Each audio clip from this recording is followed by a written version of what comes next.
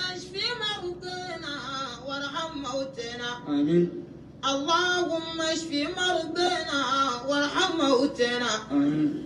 اللهم اغفر لكل جميع موتى المسلمين الذين شهدوا لك بالوحدانية ولنبيك بالرسالة وماتوا على ذلك. رب اغفرهم وارحمهم وعافيهم واعف عنهم وأكرم نزلهم ووسع مدخلهم وغسلهم بالماء والثلج والبرد. آمين. ونقهم من الذنوب والخطايا كما ينقى الثوب الأبيض من الدنس. اللهم ربنا تقبل منا إنك أنت السميع الدعاء وتب علينا يا مولانا إنك أنت التواب الرحيم.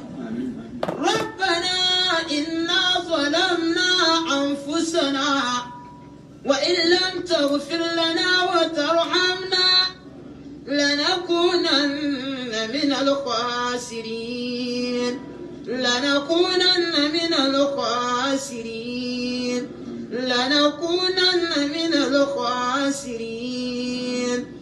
اللهم طهر قلوبنا من النفاق وأعمالنا من الرياء وألسنتنا من الكذب وأعيننا من الخيانة إنك تعلم خائنة الأعين وما تخفي الصدور. ربنا آتنا في الدنيا حسنة وفي الآخرة حسنة وقنا عذاب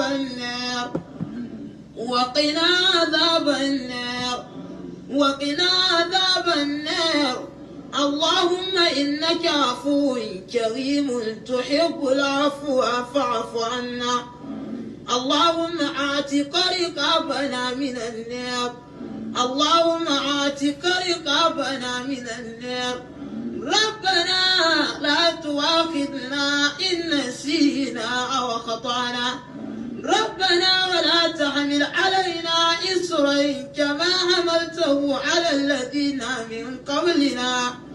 ربنا ولا تحملنا ما لا طاقة لنا به واعف عنا واغفر لنا وارحمنا أنت مولانا فانصرنا على القوم الكافرين. أعز الإسلام والمسلمين وأذل الشرك والمشركين ودمر أعداءك أعداءنا أعداء الدين وانصر المستضعفين في كل مكان. اللهم دمر أعداء الدين في كل مكان. اللهم عنهم تمزيقا دمدمهم دمداما شديدا زلزل الأرض تحت أقدامهم.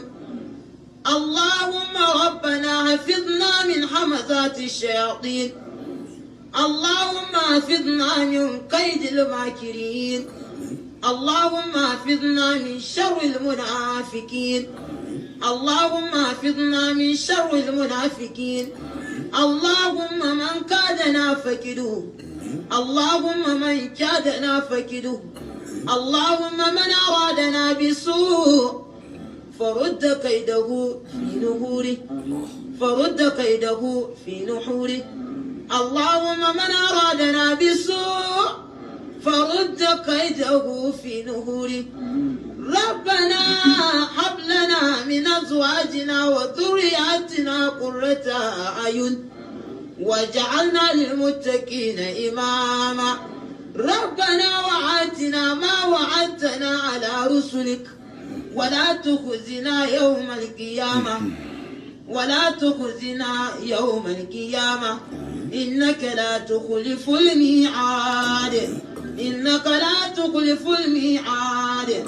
أنت أمرتنا بدعاء الملائكة ووعدتنا بالإجابة قد دعوناك كما أمرتنا فاستجب لنا كما وعدتنا يا مجيب السائلين يا رحمن جل جلاله يا رحيم جل جلاله. بسم الله الرحمن الرحيم. أعوذ بالله من الشيطان الرجيم. بسم الله الرحمن الرحيم. السلام عليكم ورحمة الله وبركاته. القرآن سويبي منها خلقناكم وفيها نعيدكم ومنها نخرجكم تارة أخرى. inú ilẹ̀ ni wọ́n ti dá wa, inú ilẹ̀ náà láti ń ṣe ilé ayé, bá a ṣe wù ká pẹ́ tó inú ilẹ̀ náà là padà sí. Inna lillahi wa inna ilayhi raji'un. Ọ̀dọ̀ Ọlọ́run láti wá, ọ̀dọ̀ Ọlọ́run náà ni gbogbo wa á padà sí. My father is so best in perfect peace.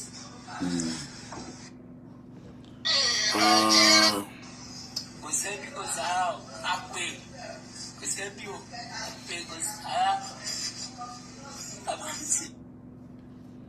Allahu Akbar. Love is fine. For the family. Thank you. Ẹ̀yẹ́ bí mo dúpẹ́ o. Ẹ ṣé. My father is. So, alhamdulillah rabbil alamin. Ọlọ́run fídíò tí mo fídíò yìí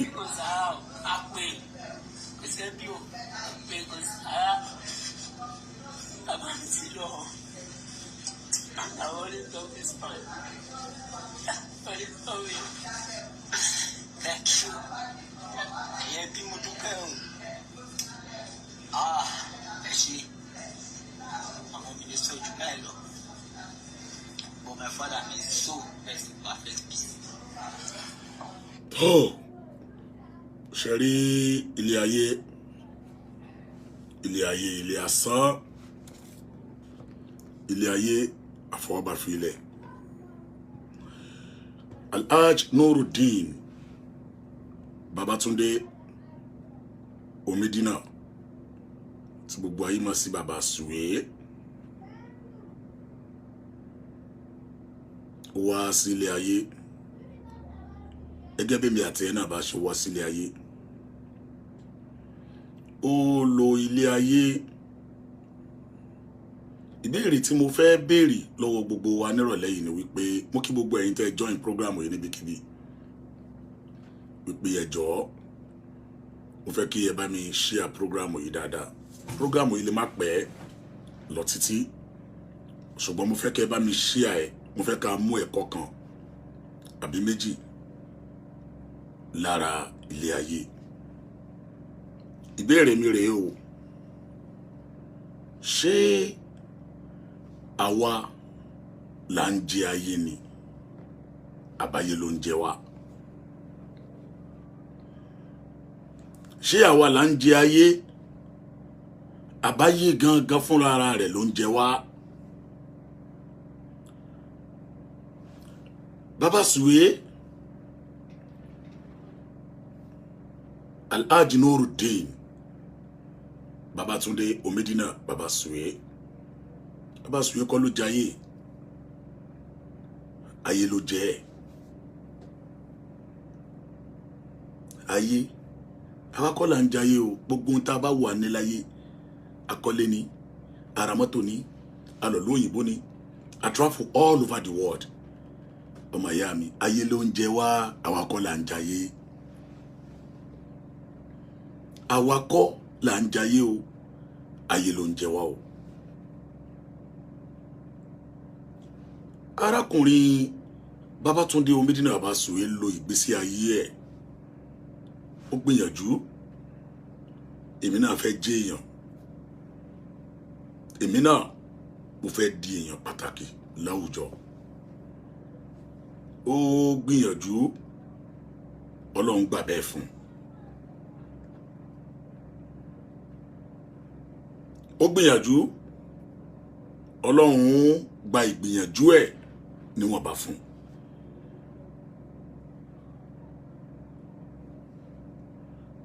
ara ìgbìyànjú rẹ̀ ló mú èmi àti ẹ mọ ẹni tí wọ́n ń pè ní Baba Suwe. Mẹ́ta lèèyàn láyé al-insanu al-qabali. Àwọn èèyàn kan bẹ wọ́n á jẹ́ èèyàn ayé á mọ̀ wọ́n á jẹ́ èèyàn àmọ́ ìdílé wọn nìkan ni wọ́n á ti jẹ́ èèyàn mọ́ ará àta ò ní mọ̀ wọ́n àwọn ẹbí wọn nìkan ni ó mọ̀ pé alẹ́ èèyàn kan nú ẹbí wa.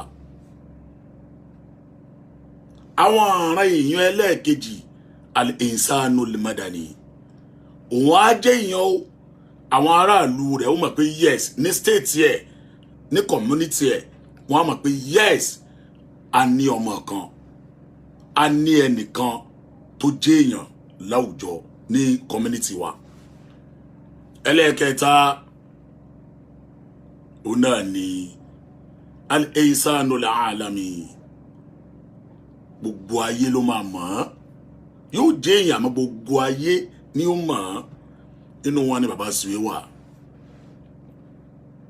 Babatunde Omidina ó gbìyànjú níwọ̀n bá tiẹ̀ bọ́lọ̀ ń ṣe fún onígbìyànjú mọ́. At the end of the day ayé padà jẹ́ Baba Suwe. Kò sẹ́dá tí yóò gbèrò wípé kò ń wálé ayé kó mọ̀ nípa lójú ọ̀nà tí Baba Suwe rìn láyé ó nípa. Mo rántí ọjọ́ gbogbo ẹni tó bá wà lórí Sabilun Najat lọ́jọ́ tí a pè Baba Suwe sí orí program wa yìí that was 2020 yes tí Baba Suwe kọ́kọ́ sick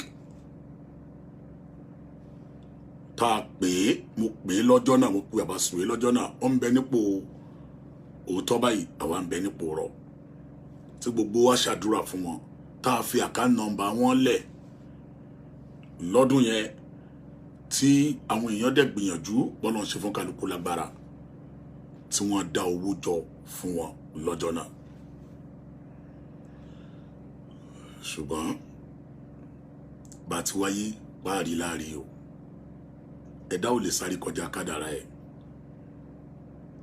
ọjọ́ tí kálukú wa ó padà ó ti wà nú àkọọ́lẹ̀ kálukú wa o.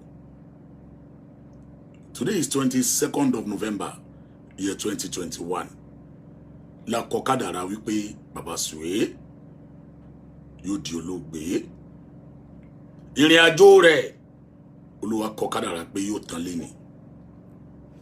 Ọmọ ìyá mi tó ń wò mí ọmọ ìyá mi tó ń gbọ́ mi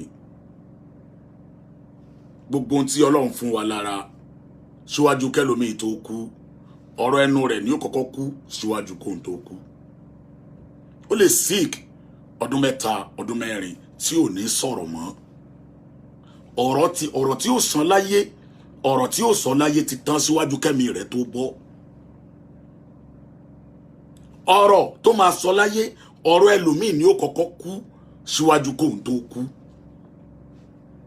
A sì kọdún kan kò sí yóò máa jẹun o a máa rí yín o yóò máa wọ̀ tún yóò máa wò sí àmọ́ kò ní lanu sọ̀rọ̀ ọ̀rọ̀ ẹnu rẹ̀ ti kú síwájú kóhun tó kú nù.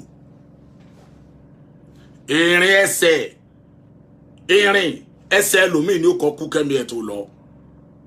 Ó lè sí kí ọdún 5 tí ò ní fẹ́ sí ara rẹ̀ rìn mọ́ tí ó kàn wà nù lébẹ̀.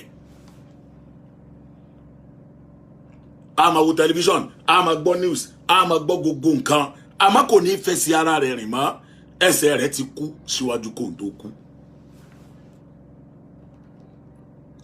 Bẹ́ẹ̀ náà ni apá ẹlòmíì onífọwọ́ ẹ̀mú kankan mọ́ o. At the end of the day yóò padà kú o àmọ́ àwọn nǹkan yóò kọ́kọ́ kú lára ẹ̀. máa fi àsìkò yìí sọ fún gbogbo wa gbogbo ẹni tó ń gbọ́ mi lẹ́ni níbikíbi whether you are a Christian àbò jẹ́ mùsùlùmí tá à ń gbọ́ wa nírọ̀lẹ́ yìí ẹ máa rántí o ẹ máa rántí o gbogbo tí bàbá Suwe ṣe láyé nísìnyí bàbá Suwe máa fèsì ẹ̀ níwájú Ọlọ́run ó mọye ìdílé tí Babátúndé Omídínà ipa tọ́lọ̀ ní kí bàbá Suwe wá kó láyé láspẹ̀tì ibi tọ́lọ̀ ní kó rìn láyé ó pa àwọn èèyàn lẹ́rìn ó dùn àwọn èèyàn nínú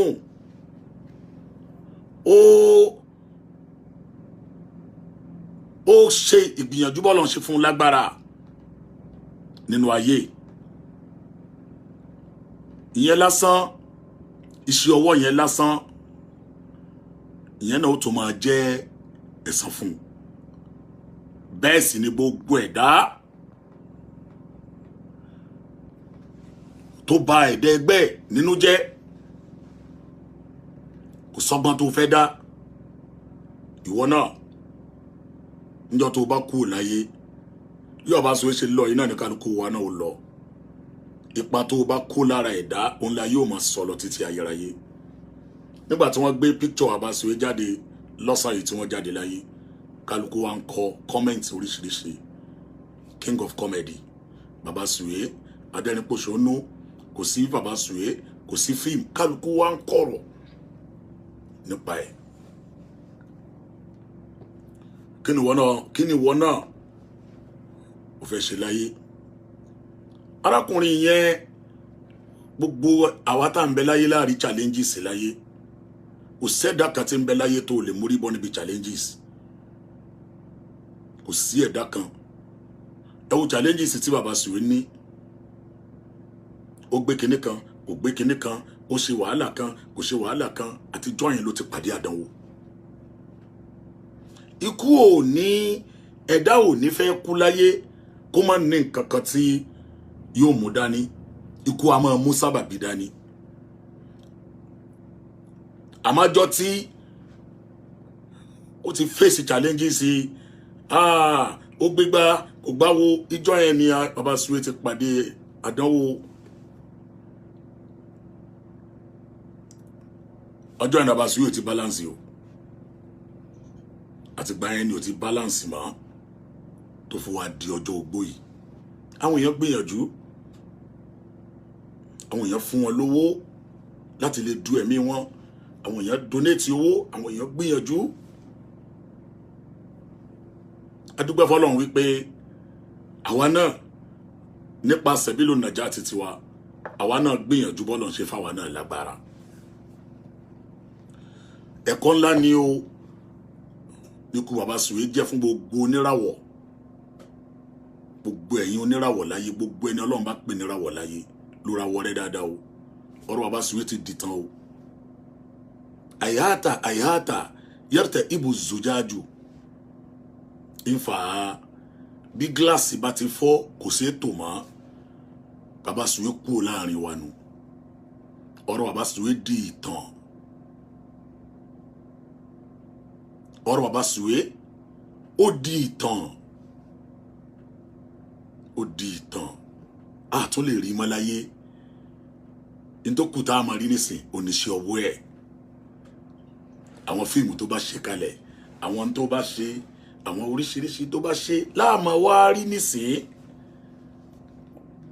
bẹ́ẹ̀ náà ni ó ṣe rí fún gbogbo wa gbogbo alágbára ayé ẹ rọra ẹ já ṣe pẹ̀lẹ́pẹ̀lẹ́ o ẹ máa rántí wípé khuliqta ya ibna Adam ìrọ̀mà nẹ́bí Adam níjọ́ tí wọ́n bí wa o indama tó ládù níjọ́ tí wọ́n bí wa àwa tá jẹ́ mùsùlùmí yuzanu fi min gairi salatin tá bá bí ọmọ tuntun wọ́n ní ó yá ẹ pèrún sí létí ó yẹ pèrún wọ́n pèrún sétí ọ̀tún wọ́n sì kámọ̀ sétí òsì ó dá mi lójú pé ńjọ́ tán bàbá Suwe torí ìdílé mùsùlùmí ló ti jáde wọ́n pèrún sí létí ọ̀tún wọ́n sì ká mọ̀ sí létí òsì. Ìrun tí wọ́n pè sí wa létí níjọ́ tí wọ́n bí wa ní wọ́n kà pèrún ni o, wọn à ní kírun yẹn jọ náà o. Menga eri solatin. Yóò bá sọ pé wọ́n yí pèrún kalẹ̀ láì àì pèrún kalẹ̀ àfi tá bá fẹ́ kí.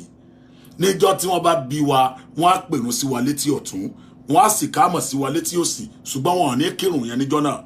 Ó dijọ́ tó bá kú. Ìrun tí wọ́n pè níjọ́ tán bí ọ ní, ó dijọ́ tó bá kú ká tó wá kírun. Ó dijọ́ tó bá kú ká tó wá kírun ni. Ìrun tá pèsè kálukú wa létí níjọ́ tó bí wa ní, ó dijọ́ tá bá kú ká tó kí. Níjọ́ tó bá wá kírun sí wa lára níjọ́ tá bá kú, wọn wá ní pèrún. Níjọ́ tó bí wa, wọ́n pèrún àmọ́ wọn kírun. Níjọ́ tá bá kú, wọ́n ó kírun ni àmọ́ wọn ní pèrún. Ìwọ máa Nábì Adam, gbogbo olùgbọ́ mi lénìí. Indama tulad, rántí pé níjọ́ tí wọ́n bí ẹ. La ta'lamu man alladhi akhrajaka min batni ummika. Gbogbo ẹni tó ń gbọ́ mi lénìí, rántí jọ́ pé níjọ́ tí wọ́n bí ẹ, ó mọ ẹni tó gbé ẹ jáde nínú ìyá rẹ̀. Nínú ẹ̀jẹ̀ tó ti gbé ẹ jáde, ó mọ ẹni tó gbé ẹ jáde o.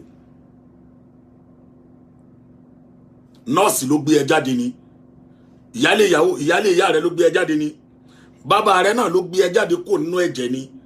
Àbúrò ìyá rẹ̀ ló gbé ẹ jáde kó nínú ẹ̀jẹ̀ ni níjọ́ tí wọ́n bí ẹ. Ọmọ ìyá mi, níjọ́ tí wọ́n bí ẹ, ó mẹ́ni tó gbé ẹ jáde. Pé ta sọ fún mi lénìí, àtẹ̀mí tí mo ń sọ̀rọ̀ àtàwa, àtẹ̀mí tí ń gbọ́ mi tó ń wò mí. Ṣáà nìkan lè náwó pé lágbájá báyìí ló gbé mi jáde nínú ìyá wa gan tó bí wa gan, ẹ̀mí rẹ̀ ti lọ. Níjọ́ tí wọ́n bí wa, ta ló gbé wa jáde nínú ẹ̀jẹ̀? Bá a ṣe mọ̀ yẹn níjọ́ tá bá kú, ẹni tí ó gbé wa sínú sàárè àní mọ̀.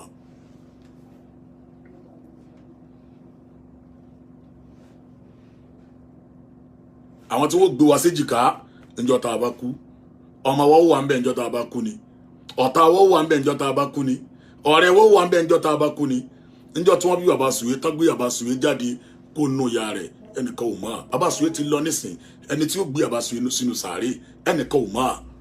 Bí ó ṣe mẹ́ni tó gbé níjọ́ tán bí, bẹ́ẹ̀ náà ni ò ní mẹ́ni tó gbé níjọ́ tí ó wọ sàárè lọ́la. Ọmọ ìyá mi, indama tulad, níjọ́ tí wọ́n bí wa. Wulidta tuksalu wa tunazaf. Níjọ́ tí wọ́n bí wa, ẹnìkan ló wẹ̀ wá, wọ́n wẹ̀ wá, wọ́n fomi, wọ́n ṣe wá dáadáa, wọ́n fi pẹ́ẹ̀fù sí wa lára. Níjọ́ tó bí wa, wọ́n gbé wa jáde báyìí, wọ́n wẹ̀ wá kó nínú ẹ̀jẹ̀ báyìí ni. Wọ́n á ní gbé ọmọ láyé pẹ̀lú ẹ̀jẹ̀ sórí bẹ́ẹ̀dì, wọ́n á wẹ̀ ẹ́ ni. Ọmọ ìyá mi, bá ṣe wẹ̀ ẹ́ tán wẹ̀ wá níjọ́ tó bí wa yẹn, níjọ́ tá bá jáde láyé ní máa rántí pé wọ́n wẹ̀ ọ́ náà ni o. Ta ló wẹ̀ ọ́ níjọ́ tí wọ́n bí ọ? Ta ni ó wẹ̀ ọ́ níjọ́ tó bá kú? Bàbá Sùwé, ẹnìkan ló wẹ̀ bàbá Sùwé níjọ́ tí wọ́n gbé bàbá Sùwé jáde nínú ẹ̀jẹ̀. Bàbá Sùwé yóò wọlé Ọlọ́run sùn báyìí. Ta ni ó wẹ̀ ẹ́? Sí bàbá Sùwé gangan fúnra rẹ̀ mọ̀. Bẹ́ẹ̀ náà la mi àti ẹ náà o. Àmọ́ o.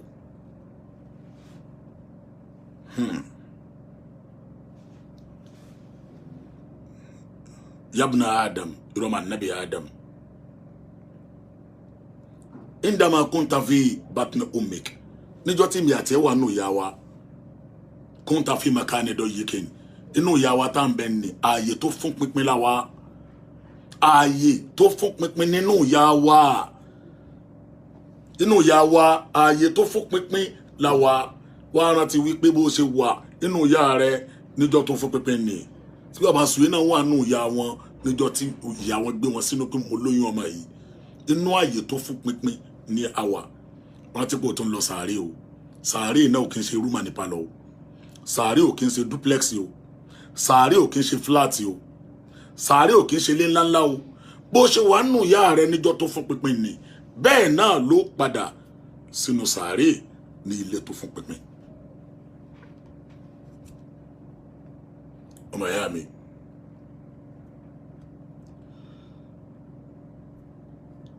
yabna Adam roman nabi Adam indama tuhulad níjọ́ tí wọ́n bí ẹ o yafrau bika walidayka wa halik inú ìyá rẹ̀ ń dùn inú bàbá rẹ̀ ń dùn pé adúpẹ́ abímọ o adúpẹ́ o adúpẹ́ o wáyé ń dàmọ́ tamutu inú kálukú ń dùn jọ́ tán bí ẹ wọ́n rẹ́rìn ni o wáyé ń dàmọ́ tamutu àmọ́ njọ́ tó bá kú yubki alayka walidayka wa halik gbogbo ẹbí ó máa sunkún ni wọ́n máa rẹ́rìn ni wọ́n máa sunkún ni àtàwọn àti gbogbo family ẹ̀yin náà wo fídíò ọmọ bàbá Suwe òun pe ẹbí ò dáhùn tí kálukú mọ̀ tó lẹ́rù ẹ wo bàbá Suwe ẹ wo lórí bẹ́ẹ̀dì ẹ wo bàbá Suwe ẹni tó ń dápá gbé fúnra ẹ̀ ẹni tó ń da ẹsẹ̀ gbé fúnra ẹ̀ kí bàbá Suwe kó má tí lanu sọ̀rọ̀ nínú fíìmù kọ́kọ́ ṣó ìmúra ẹ̀ lásán láti bí okùn ṣòkòtò tí máa ń lò ní àwọn èèyàn sì máa rẹ́rìn kalẹ̀ bàbá Suwe mọ̀ là ń sọkúnlé lórílẹ̀ ni ó mọ̀ dẹni tá à ń sọkúnlé lórílẹ̀ ni la ilaha illallah. ọmọ ìyá mi máa rántí o níjọ́ tí wọ́n bí ẹ pé àbímọ o èèyàn mélòó ló mọ̀ tí ń rẹ́rìn bínú inú àwọn ẹbí rẹ̀ ń dùn pé àbímọ inú àwọn ọ̀tá ó sì máa bàjẹ́ pé wọ́n tún bímọ tá a sì di oyún mọ́ nínú ta ni ó má rí bí tá a di oyún mọ́ nínú ta ni kó má rí bí ló tún wá rọmọ yìí bí só yẹ kó rọmọ bí inú àwọn ògbó sì máa bàjẹ́ ọmọ ìyá mi bí bàbá Suwe ṣe wà tó kú yìí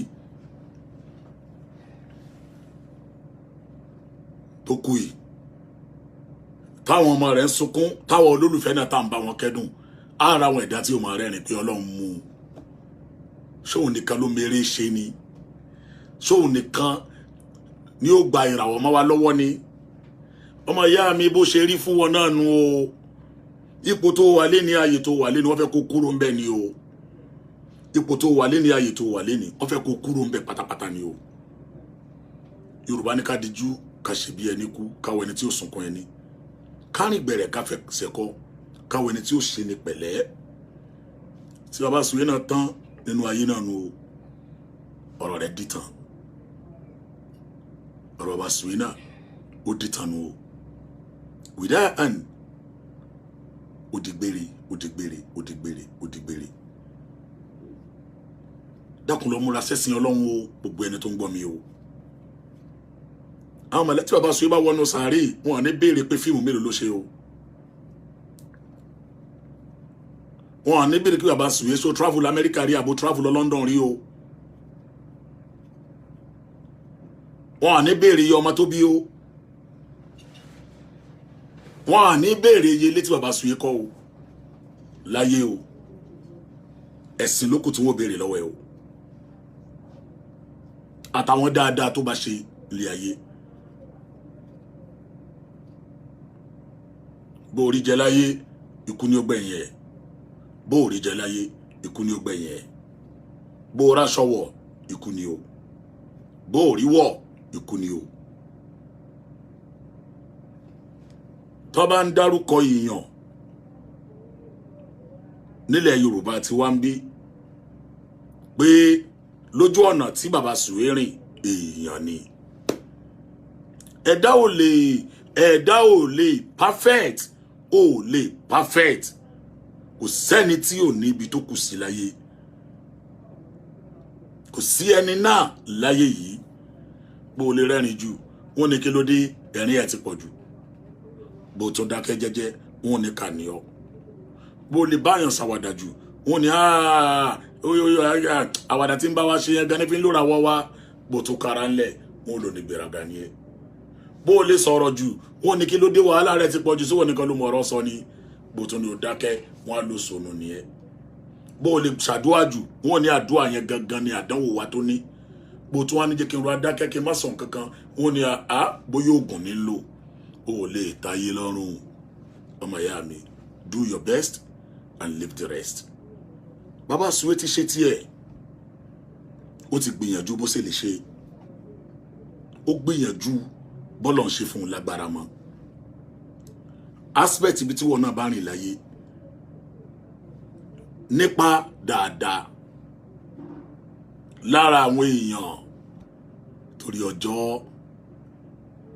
tí iná ò dilẹ̀ lẹ́yìn àsùnsùn jẹ ọjọ́ tí àkókò kọ lẹ́yìn ọmọkùnrin Alhaji Nurudeen Babatunde Omidina ó lọ Mákà Alhaji Nurudeen Babatunde Omidina ó bímọ Alhaji Nurudeen Babatunde Omidina ó kọ́lé ó fẹ́ yàwó inú yàwó tó fẹ́ ní Maladun náà dà òun náà ti lọ Bàbá Suwe ti lọ bá ìyàwó ẹ̀ ilé ayé àfọwọ́bá fi lẹ̀ ni àbá travel all over the world ká lọ káàkiri ibi tí ó padà gbẹ̀yìn tá a padà gbẹ̀yìn sínà lónà lélẹ̀ sàárè náà ní sàárè ló ní gbogbo wa ọmọ ìyá mi tó ń gbọ́ mi níparí ọ̀rọ̀ mi parí wá sí mi nírọ̀lẹ́ yìí má gbàgbé nǹkan mẹ́jọ tí ń bọ̀ wá ṣẹlẹ̀ sí gbogbo wa o tí Bàbá Suwe ó ti bá o nǹkan mẹ́jọ ń bọ̀ wá ṣẹlẹ̀ sí gbogbo wa alákọ̀ọ́kọ́ mbẹ̀ jẹ́ ń sọ fún ọ fàyàwó mọ́ọ̀n ọjọ́ tí kálukú wọ́n kúrò láyé ó ti wà nú àkọọ́lẹ̀ wa o ọjọ́ tá a máa kúrò láyé ti wà nú àkọọ́lẹ̀ o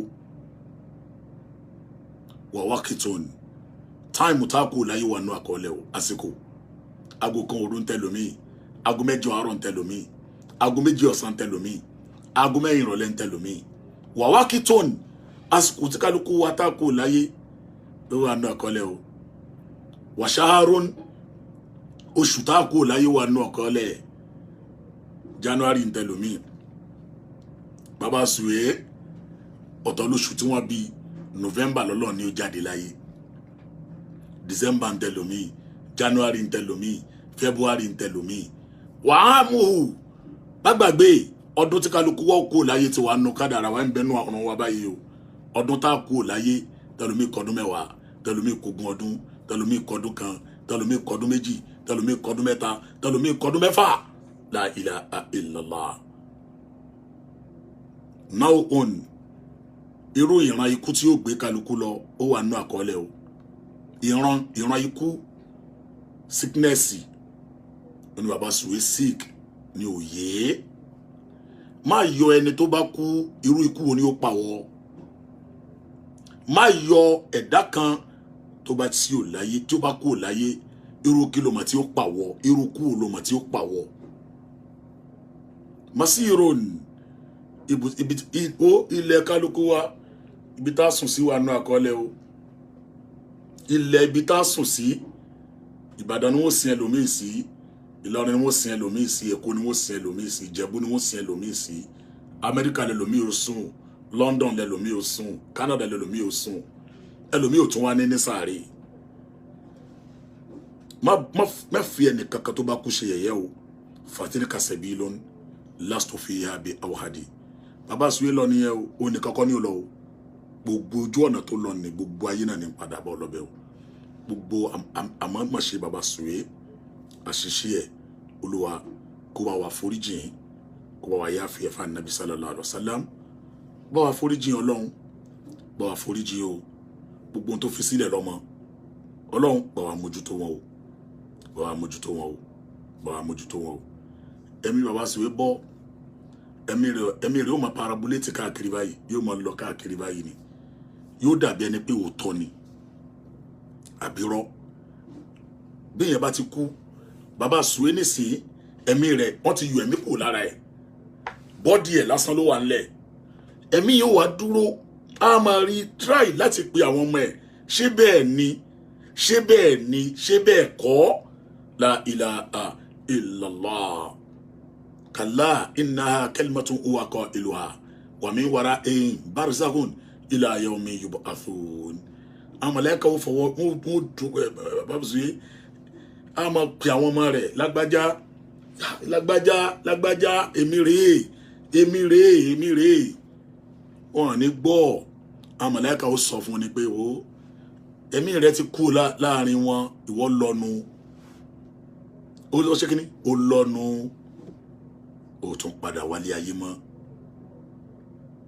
téèyàn bá ti kú láyé ó lọ́nu dáadáa ní ẹja ṣe o gbogbo tí bàbá sùn ṣe níwà eléyìí tó kù díẹ̀ káàtó àbí ọlọ́run ọba alágbára ọba aláforíjìn innaka afuwwun karimun tuhibbul afwa fa'fu anhu bá wa ṣàmójúkúrò fún ọlọ́run gbogbo dáadáa tó dẹ̀ ṣe láyé fasid fi ihsanihi ọlọ́run bá wa fi ṣàlékún dáadáa fún nírìn àjò torí ní àjò míì ló tún bẹ̀rẹ̀ yìí ó ti parí ìrìn àjò apá kan ó wá bẹ̀rẹ̀ ìrìn àjò míì àwọn kan lọ́jọ́ kú lọ́jọ́ ìsinmi irọ́ ní jẹ́ bẹ́ẹ̀ Abasu iṣẹ́ tún bẹ̀rẹ̀ ìrìn àjò míì ní báyìí ìrìn àjò yìí ni wàá máa rìn